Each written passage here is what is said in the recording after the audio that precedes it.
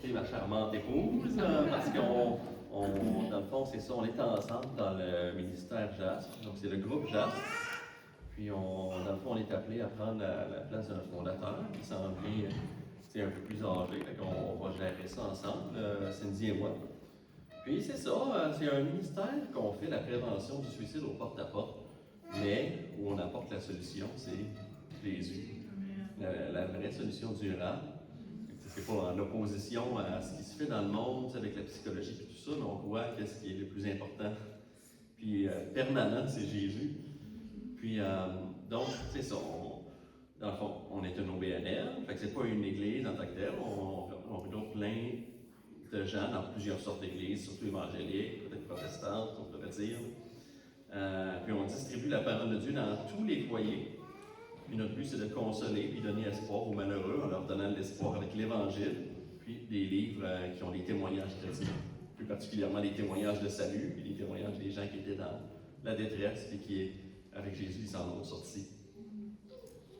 Fait que, bon, je vais faire juste un historique rapide.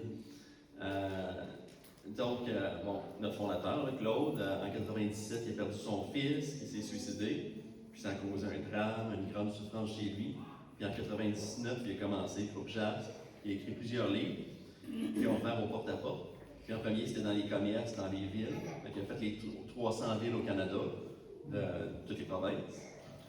Puis, par la suite, il s'est mis à faire du porte-à-porte au Québec avec les villages, dont on a dépassé 1000 villages. Donc, on est rendu dans les villes. Au Québec, on a presque tout fait les villages. Il en reste, mais on a fait la très, très, très grande majorité. On a fait au moins 80 villes au Québec, 56 communautés amérindiennes au Québec, puis au Nouveau-Brunswick. On en a fait ici. On a fait un livre pour eux avec des témoignages de salut par des Amérindiens pour eux. C'est un livre qui s'appelle Washteux, puis on ne l'imprime plus, mais il est disponible gratuitement sur le site, qui est écrit d'ailleurs en bas de. On a fait un carton, je vous en parlais tout à l'heure. Donc, c'est ça, ce qui nous distingue, c'est l'importance de donner la parole de Dieu aux gens. Donc, c'est première importance, on la donne à tous les foyers. Donc, on donne un court feuillet, il n'y a pas grand-chose d'écrit, il y a des choses écrites, le plus important, mais ce qu'on a écrit là-dessus, mais on a écrit. On donne l'Évangile de Jean à tout le monde parce qu'on croit que c'est l'Évangile, c'est vraiment la parole de Dieu, c'est Jésus qui parle là-dedans. Donc, c'est ça, c'est correct de donner des traités, tout ça, mais la parole de Dieu en tant que telle, Jésus parle encore mieux que ce qu'on peut parler. Donc, si on a la chance de le faire, puis on peut le faire dans ce qu'on fait, on donne l'Évangile de Jean à tout le monde. Dieu, il s'engage avec sa parole. C'est ça qui est merveilleux avec les précieuses promesses de Dieu. Comme la pluie et la neige descendent des cieux, il n'y retourne pas sans avoir arrosé, fécondé la terre et fait germer les plantes, sans avoir donné de la semence au semeur et du pain à celui qui mange. Ainsi en est-il de ma parole qui sort de ma bouche. Elle ne retourne point à moi sans effet, sans avoir exécuté ma volonté et accompli mes desseins. Ésaïe 55, c'est ça. Dont un autre passage connu, ma parole est vivante et efficace, plus tranchante qu'une épée quelconque à 2 tranchants, pénétrante jusqu'à partager âme et esprit. Elle juge les sentiments et les pensées du cœur. C'est ça. Donc, présentement, on distribue environ 120 000 évangiles aux gens au Québec et au Nouveau-Brunswick par année. Ça fait, en tout cas au Québec, on est un des plus gros, sinon le plus gros ministère d'évangélisation en ce qui tient à ça, à adresser le plus de gens possible au porte-à-porte de même, puis présenter l'Évangile de même. Puis on croit que c'est vraiment l'Évangile, la bonne nouvelle de Jésus qui change la vie des gens. Puis que les précieuses paroles de notre Sauveur, c'est la chose la plus puissante, la plus grande ressource imaginable qu'on peut donner. Puis, avec son offre des livres, avec des témoignages de foi, comme j'ai dit. Puis le livre 1000 villages que Claude a écrit, ça parle de prévention du suicide, ça parle de comment trouver la paix, ça parle de l'Évangile, ça parle de est-ce que le suicide, ça libère quelqu'un, pas croyant, est-ce qu'il va aller mieux, tu sais? C'est le suicide, on croit persécution, mais il y a une vraie vie qui est pour les gens qui souffrent en Jésus, puis qui libère l'envie de se suicider.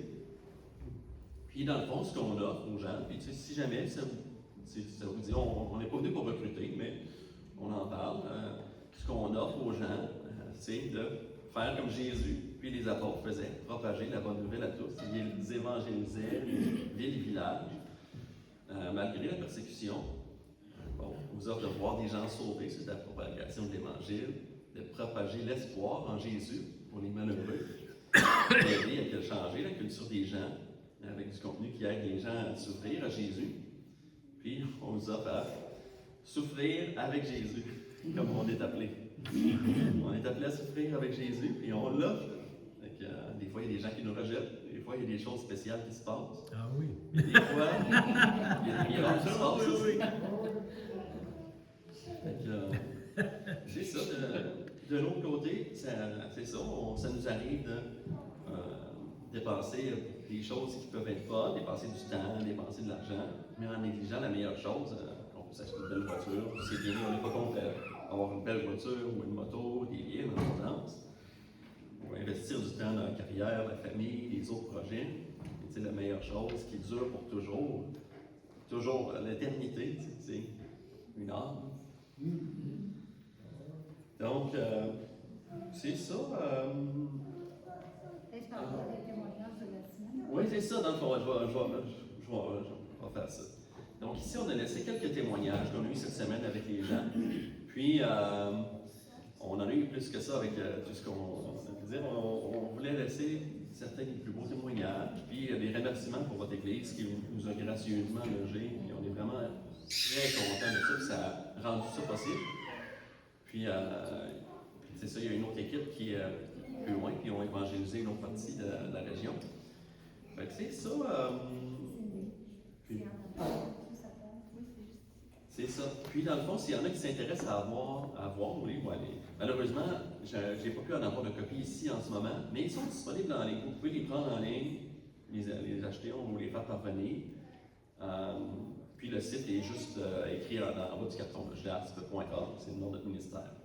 Donc, est-ce qu'on avait peut-être un témoignage ou quelque chose? Juste un petit vite. Ouais. Parce que vous avez déjà des témoignages de ce qui s'est passé, certaines rencontres cette semaine sur notre carton, mais je voulais vous en partager un autre parce que pour vous encourager, dans le fond, à partager aussi la parole de notre côté, parce que je ne sais pas si vous êtes comme moi, mais moi je me sens pas un évangéliste.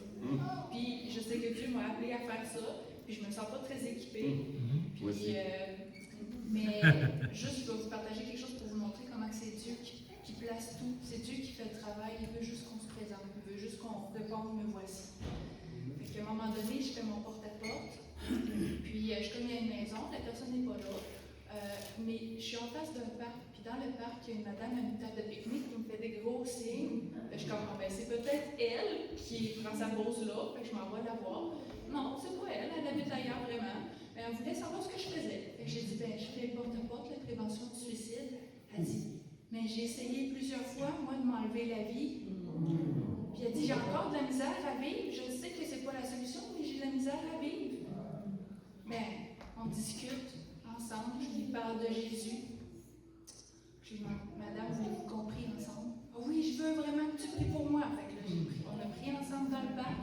J'ai laissé évidemment un évangile, puis j'ai donné un livre aussi. Je me suis dit, ça va être une bonne lecture pour vous.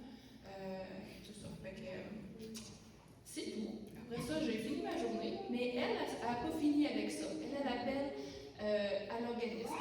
Elle dit, c'est Claude, le fondateur qui répond au téléphone, elle dit, j'ai eu une super belle rencontre avec une madame qui m'a rejoint dans un parc, elle m'a donné un livre, puis là, j'aimerais ça la revoir.